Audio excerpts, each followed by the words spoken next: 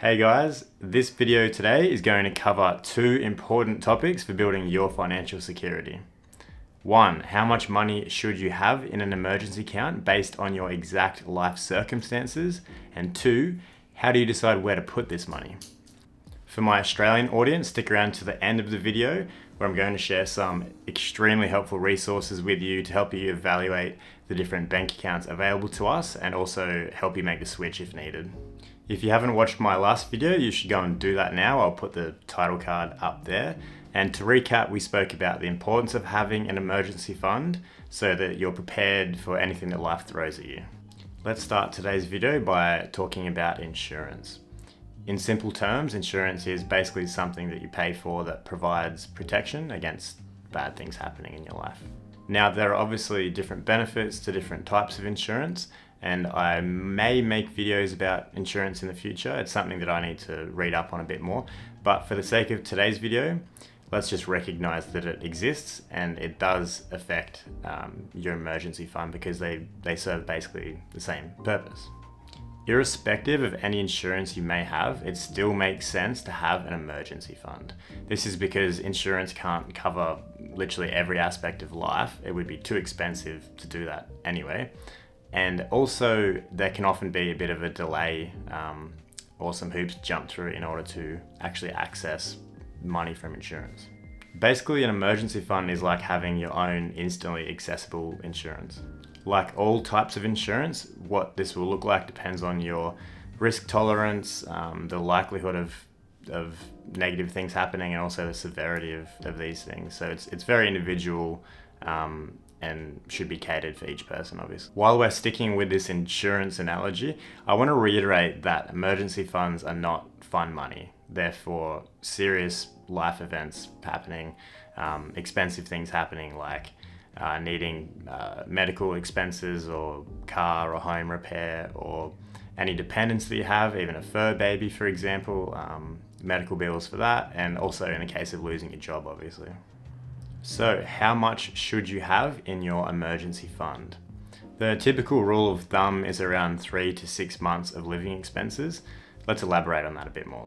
There are a few things to consider when calculating how much you should have in your emergency account, and this number will vary over time as your life circumstances change.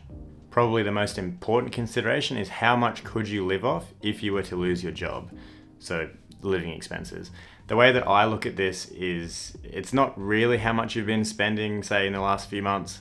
It's basically the bare bones essentials that you would need to live if you lost your job, for example.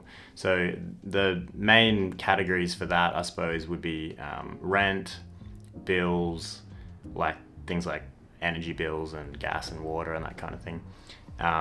Also, what else we got? Food, because you have to eat to survive, and also car, like petrol and that kind of thing, transportation. The next thing to consider is, do you have anyone that can support you if you're going through a hard time? For example, family, or do you have a partner that has a full-time job? If you do, then obviously you won't need as much in your emergency account because you can lean on them in hard times. This is a big reason why it varies so greatly between people. Another related thing is, do you have any dependents? So do you have any kids relying on you? So obviously it's going to be a lot different for me, 25-year-old with a girlfriend, compared to a 50-year-old with a family of 3 kids, a single mum with a family of 3 kids. The maths is going to be a lot different due to the different circumstances. The next big consideration is your employment. How secure is your job? If you are full-time salary employee, always get them mixed up, employee, then you may not feel like there is a lot of risk of losing your job, so you could scale the number back a bit. Or you could be in a very up and down industry or a freelancer type thing where your income is not stable. So you're going to need more of a buffer there, obviously. If you were to lose your job, how long would it take you to find a new job? This is pretty much where the 3 to 6 months number comes from, because most people, it would take around that time to find a new job. You might be in a very high demand profession though, and you might think you could find a new job in a month, for example, so you could scale that number back again. The last key thing to consider is your health. Also the health system of the country that you live in. In Australia, we have a pretty good health system. Even public health system is good, but somewhere like America, if you break your arm, you could be out of pocket tens of thousands of dollars, I'm pretty sure. Now, where should you be storing your emergency fund? You've saved up, say, 3 months of living expenses, but where should you actually be putting it? Ideally, your emergency fund should be kept somewhere that is accessible, low risk, and also ideally accruing some interest, especially in today's high interest, high inflation environment. If you kept all of it as actual cash under your bed, inflation would essentially erode your funds slowly over time. You don't want to have all of your money tied up in an investment property either.